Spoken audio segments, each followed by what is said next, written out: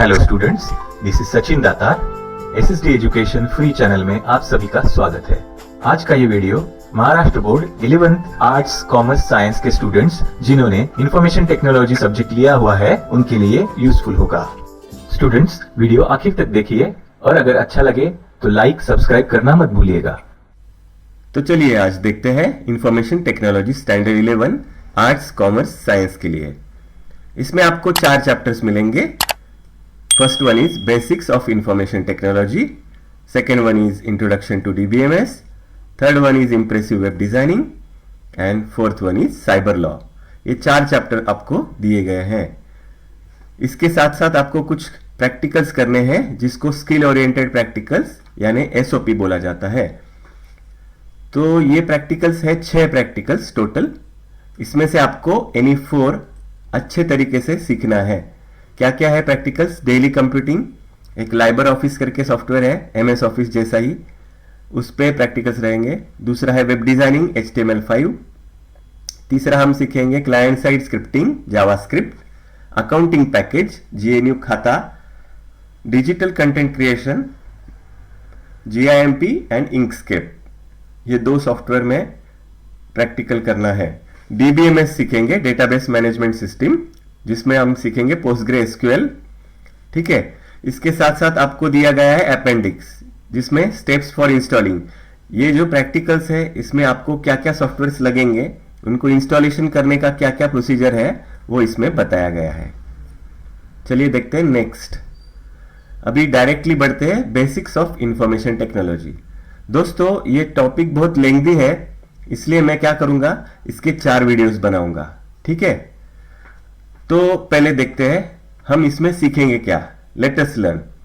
हम देखेंगे कि बेसिक्स ऑफ इंफॉर्मेशन टेक्नोलॉजी में हम क्या सीख पाएंगे। पहले तो हम देखेंगे definition of IT and ICT. To understand concepts like data and information, then various concepts used under IT, different types of operating systems with its features and uses, architecture of computer system, units of memory, concepts related to internet and network with its types, और last में सीखेंगे recent trends, IT enabled services and careers in IT। ठीक है, अब देखेंगे introduction to IT। आखिर information technology होता क्या है? Information technology has great influence on all aspects of life. Almost all workplaces and living environments are being computerized and the use of information technology is being enhanced.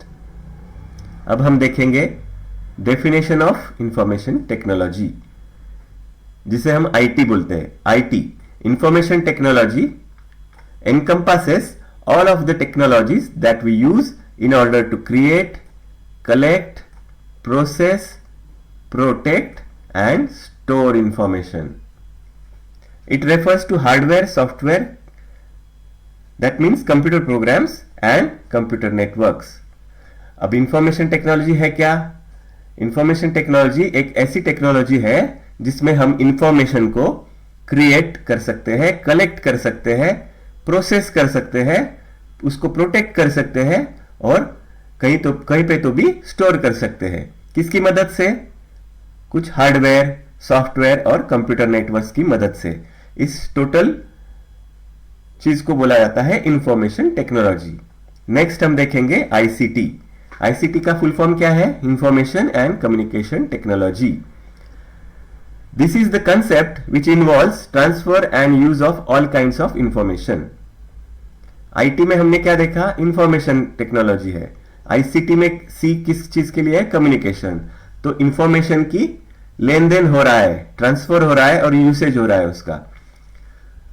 तो ICT का definition देखिए। ICT is the foundation of economy and the driving force of social changes in the 21st century. Distance is no longer an issue when it comes to accessing information. For example, work from home, distance learning, e-banking and e-governance are now possible with any place with an internet connection and a computing device. ICT क्या करता है? तो ICT की वजह से हम information का लेन then कर सकते हैं। Distance is no longer an issue when it comes to accessing information. पहले हम क्या करते थे, खत भेजते थे किसी रिश्तेदार को, उसको घर में पहुंचते पहुंचते महीनों लग जाता था। अभी ईमेल आ गया है, ईमेल से झट से यहां से अगर आपने पोस्ट किया ईमेल तो झट से दूसरे आदमी तक पहुंच जाता है। दूसरा एग्जांपल है वर्क फ्रॉम होम। कोविड के टाइम पे आपने देखा होगा बहुत सारे employees work from home opt कर रहे थे, घर से काम कर रहे थे इंटरनेट के थ्रू। ठीक है, बच्चे स्कूल के या कॉलेज के दोनों भी ऑनलाइन लर्निंग कर रहे थे। बैंक्स बंद थी, क्यूज में जा नहीं सकते थे बड़े बुजुर्ग लोग, तो ऑनलाइन बैंकिंग का यूज कर रहे थे, तो वो ई बैंकिंग हो गया। गवर्नमेंट पोर्टल्स जो है जिसपे हम कंप्लेंट फाइल कर सकते हैं, तो गवर्नमेंट ऑफिस में जाने की जरूरत अभी नहीं रही, तो ई गवर्नेंस हो गया वो। तो ऐसे बहुत सारे यूसेज जो है वो अभी पॉसिबल हो पाए हैं, किस चीज की वजह से, इंफॉर्मेशन एंड कम्युनिकेशन टेक्नोलॉजी की वजह से। तो अभी इसमें इंफॉर्मेशन टेक्नोलॉजी और इंफॉर्मेशन कम्युनिकेशन टेक्नोलॉजी में दो फैक्टर्स इंपॉर्टेंट है। कौन कौन से, एक है डेटा एंड दूसरा है इंफॉर्मेशन। तो इसके बारे में हम नेक्स्ट देखेंगे। तो डेटा एंड इंफॉर्मेशन है क्या, तो देखेंगे। It is being said that the terms data and information are interchangeable and mean the same thing. However, they are not the same and there is a difference between the two words. क्या difference है? Data can be any character, text, word, number or raw facts. However, information is data formatted in a manner that allows it to be utilized by human beings in some significant way. In the above example, the data appears to be a set of random words and numbers. यहां पे देखिए, ये जो दो example दिए गए हैं इसके बारे में बोला जा रहा है। However, when that data is interpreted, organized and formatted, one can tell that it is a contact information of a person named XYZ. अब डेटा और इंफॉर्मेशन का फर्क देखिए। डेटा एक रैंडम वर्ड हो सकता है, रैंडम टेक्स्ट हो सकता है, नंबर हो सकता है और कोई रॉ फैक्ट्स हो सकते हैं। तो यहाँ पे ये जो दिया है उससे हमको कुछ पता चलता है क्या, डायरेक्टली नहीं।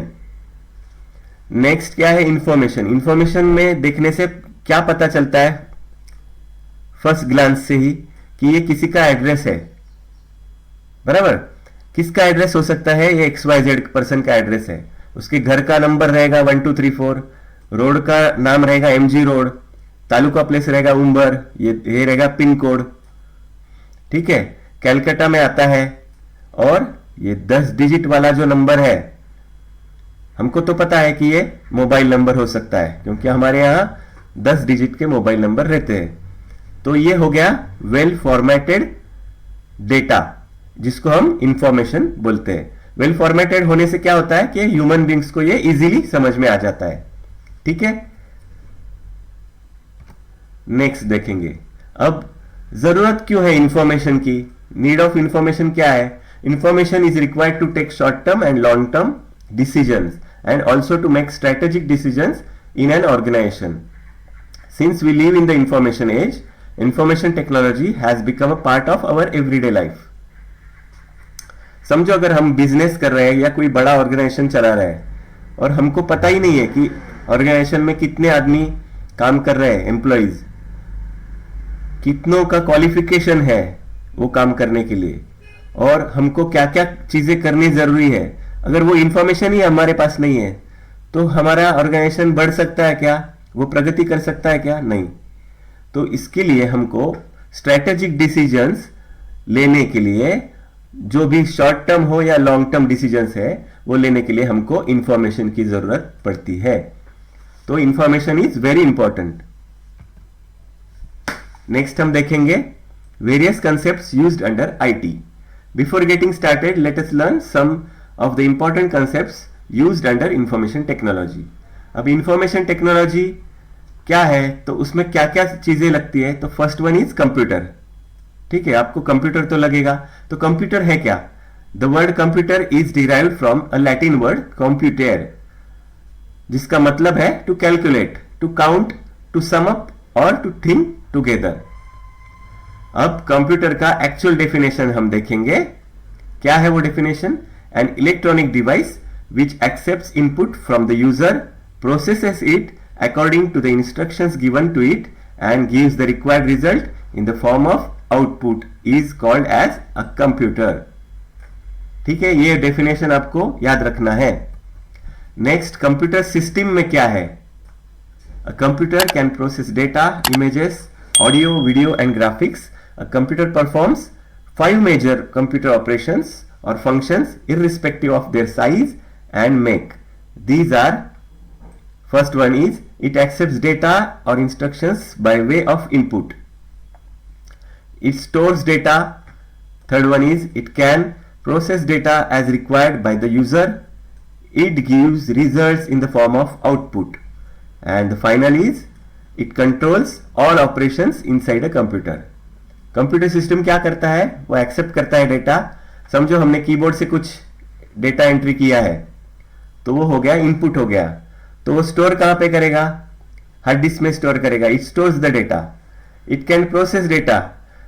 प्रोसेसर को यूज करके वो प्रोसेस करता है और उसका आउटपुट कहां पे दिखाता है? मॉनिटर पे. ठीक है, तो it controls all operations inside a computer. कौन? Computer system. अब हम नेक्स्ट स्लाइड में देखेंगे कि कंप्यूटर सिस्टम और पेरिफेरल्स. कंप्यूटर सिस्टम देखने में कैसा दिखता है और उसमें इनपुट आउटपुट डिवाइसेस कौन कौन से हैं? अभी ये देखने से क्या लगता है? मॉनिटर है. ठीक है, monitor is an output device which lets you see your work as you go. आप जो काम कर रहे हो आपको मॉनिटर पे दिखाई देता है. दूसरा है कीबोर्ड. कीबोर्ड से आप डेटा एंट्री कर सकते हैं, टाइप कर सकते हैं. ठीक है, तो ये हो गया input device. Second one is, अभी स्पीकर्स हो गए. स्पीकर्स क्या है?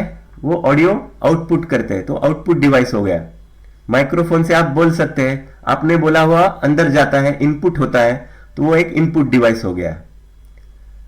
सीडी ड्राइव भी है, सेंट्रल प्रोसेसिंग यूनिट, जो आप कैबिनेट दिखता है आपको कंप्यूटर सिस्टम में, तो उसमें क्या क्या चीजें रहती है? अंदर तो एक मदरबोर्ड रहता है, ऊपर एक सीडी ड्राइव या डीवीडी ड्राइव रहता है, तो वो रीड करता है, वो रीडर है.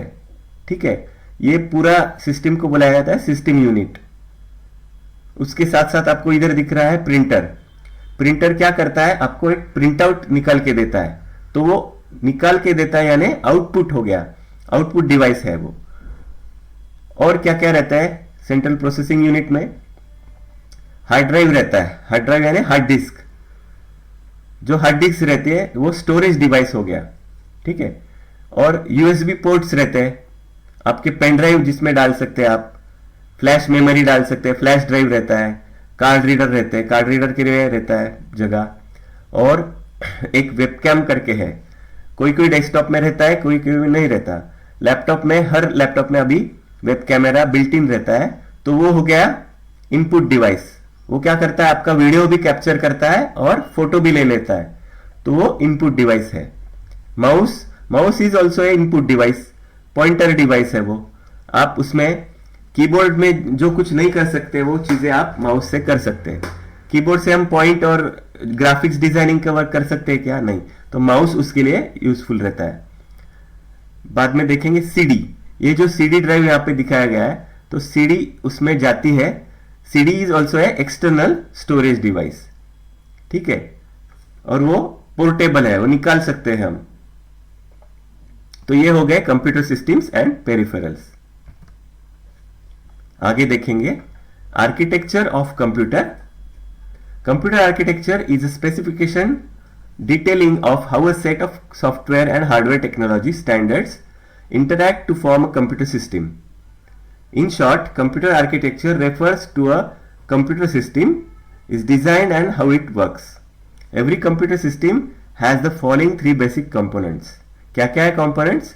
Input unit, central processing unit and a output unit.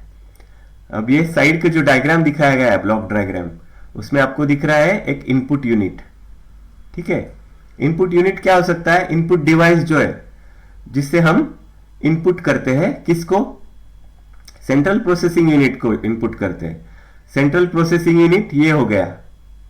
ठीक है, सेंट्रल प्रोसेसिंग यूनिट में इनपुट जाता है, तो उसमें दो टाइप के प्रोसेसेस होते हैं. एक कंट्रोल यूनिट रहता है, सीयू, दूसरा है arithmetic and logical unit, ALU। Arithmetical logical unit क्या करता है, जो भी plus minus multiplication division type के जो रहते हैं तो वो यहां पे सॉल्व हो जाते हैं, यहां पे प्रोसेस हो जाते हैं। दूसरे कोई लॉजिकल से बढ़कर कोई रहता है तो प्रोसेसिंग कंट्रोल यूनिट पे होता है, और बाद में ये प्रोसेस किया हुआ डेटा आउटपुट में चला जाता है, जो आउटपुट डिवाइस यानी मॉनिटर है, तो वो मॉनिटर पे आपको दिखाई देगा। ठीक है, और उसके साथ साथ वो स्टोर भी होता है। कहां पे होता है, सेकेंडरी स्टोरेज में होता है। पहले तो वो प्राइमरी स्टोरेज में लोड हो जाएगा, आपने जैसे ही इनपुट डाला तो वो प्राइमरी स्टोरेज में लोड हो जाता है। प्राइमरी स्टोरेज और सेकेंडरी स्टोरेज का डिफरेंस क्या है वो हम आगे देखेंगे। नेक्स्ट है इनपुट यूनिट। अभी 3 यूनिट हमने देखे, इनपुट, सेंट्रल प्रोसेसिंग यूनिट और आउटपुट यूनिट। अभी हम देखेंगे input unit. This unit helps users to enter data and commands into a computer system. Data can be in the form of numbers, words, actions, commands, etc. The main function of input device is to direct commands and data into computer. Computer then uses its CPU to process data and produce output. For example, a keyboard is an input device that enters numbers and characters. Similarly, even a mouse can be an input device for entering directions and commands. Other examples include barcode reader, जो हम malls वगैरह रहते हैं जहां पे हम shopping करने के बाद बिल पे करने के लिए जाते हैं, वहां पर बारकोड रीडर्स रहते हैं। Magnetic ink reader, ink character recognition, magnetic ink character recognition MICR, optical character recognition OCR, etc. Another example of input device is touch screens. Users can simply touch these screens without using any other device to enter commands.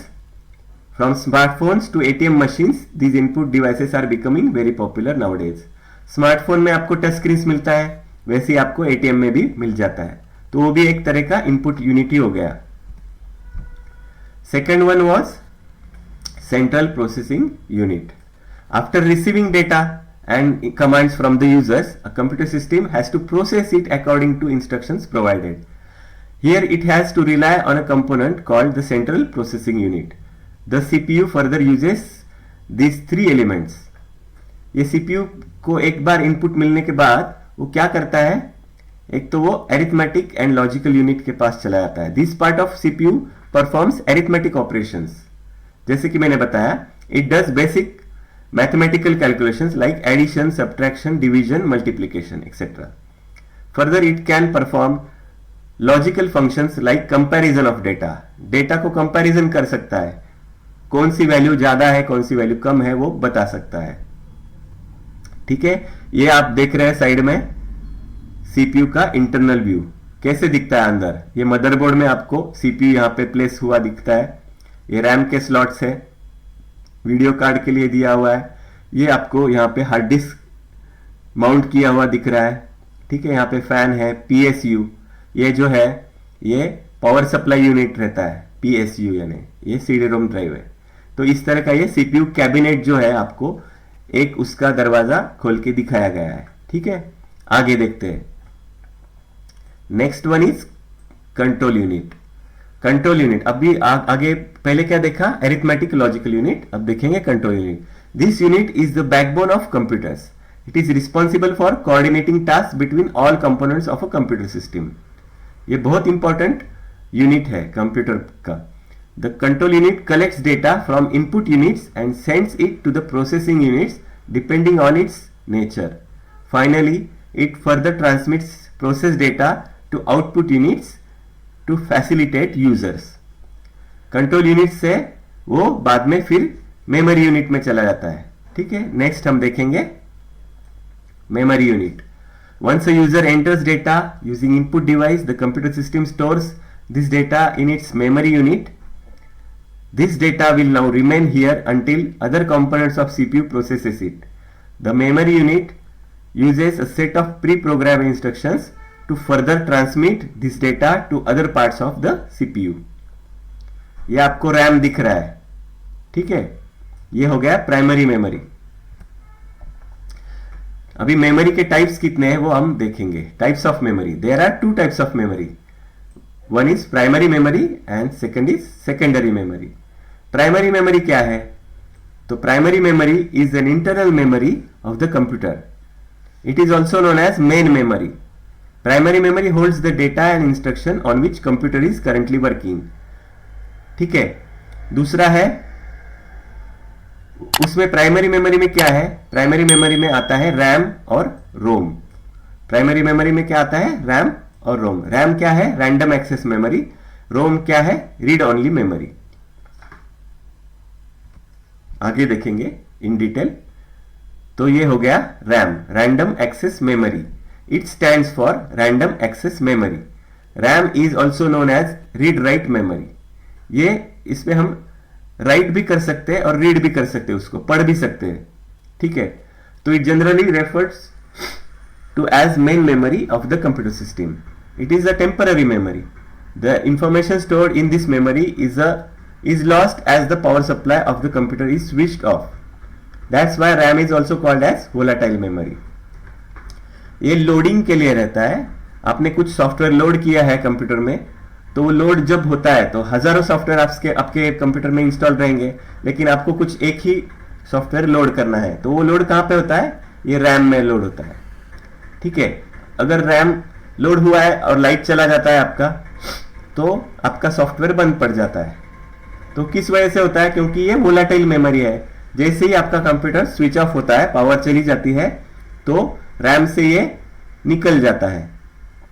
ठीक है। आपको दोबारा load करना पड़ता है। तो ये हो गया random access memory. Next one is ROM, read only memory. Read only memory क्या है? ये परमानेंट मेमोरी है। It stands for read only memory. It is a permanent type of memory. The content is not lost when power supply is switched off. अभी RAM और ROM का फर्क क्या है? आपके सिस्टम में डॉस करके एक ऑपरेटिंग सिस्टम जो है वो रोम पे इंस्टॉल रहती है। ये जो रोम रहता है ये परमानेंट मेमोरी है। समझो आप लाइट चला जाने के बाद आपको फिर से वही डॉस बेस्ड जो है कमांड प्रॉम्प्ट वो दिखाई देता है। क्यों? क्योंकि वो रोम में इंस्टॉल्ड रहता है, प्री इंस्टॉल्ड रहता है। ठीक है। The content of ROM is decided by the computer manufacture.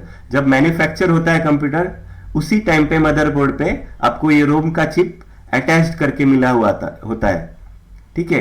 Rome cannot be overwritten. ये ओवर रिटन हो सकता है क्या? नहीं। तो उसकी वजह से ये नॉन वोलाटाइल मेमोरी है। ये उड़ नहीं जाता इसमें से मेमोरी। लाइट चला भी जाए तो भी ये इंटैक्ट रहता है। ये तो हो गए प्राइमरी मेमोरी के दो टाइप्स। अब हम देखेंगे secondary memory. It is an external memory of the computer. It is used to store the huge amount of different programs and information. The secondary storage devices are magnetic hard disk, magnetic tapes, pen drive, flash memory, optical disk, उसमें CD DVD हो सकता है, और एक SSD। ठीक है। अभी ये देखेंगे ये क्या है? ये हार्ड डिस्क है, ये आपने देखा होगा। ये है pen drive, normal pen drive. ये मैग्नेटिक टेप है। पुराने जमाने में जब हार्ड डिस्क नहीं हुआ करती थी, उस जमाने में मैग्नेटिक टेप्स का यूज होता था, उस पर डेटा स्टोर होता था। अब ये है फ्लैश ड्राइव। पेन ड्राइव जैसा ही दिखता है, लेकिन उसको कहा जाता है फ्लैश मेमोरी। तीसरा है एक्सटर्नल डिवाइस, सीडी या डीवीडी, जिसमें आपको सीडी भी मिल सकता है, डीवीडी भी मिल सकता है। उसके लिए सीडी डीवीडी राइटर या रीडर लगता है। और लास्ट वन है एसएसडी, जो कि पॉपुलर है, सॉलिड स्टेट ड्राइव जिसको बोला जाता है एसएसडी। ये जो है solid state drive. Last one is output unit. The third and final component of a computer system is the output unit. After processing of data, it is converted into format which human can understand. After conversion, the output unit displays this data to users. Examples of output devices include monitors, screens, printers, speakers, etc. Thus, output unit basically reproduces the data formatted by the computer for its users' benefit. अब ये यहाँ पे output device कौन सा है? ये speaker है और ये है प्रिंटर। ये तो हो गए आउटपुट डिवाइसेस। तो ठीक है दोस्तों, इस वीडियो में हम इतना ही देखेंगे। आगे के वीडियो में हम बाकी का कवर करेंगे, तो देखना मत भूलिएगा।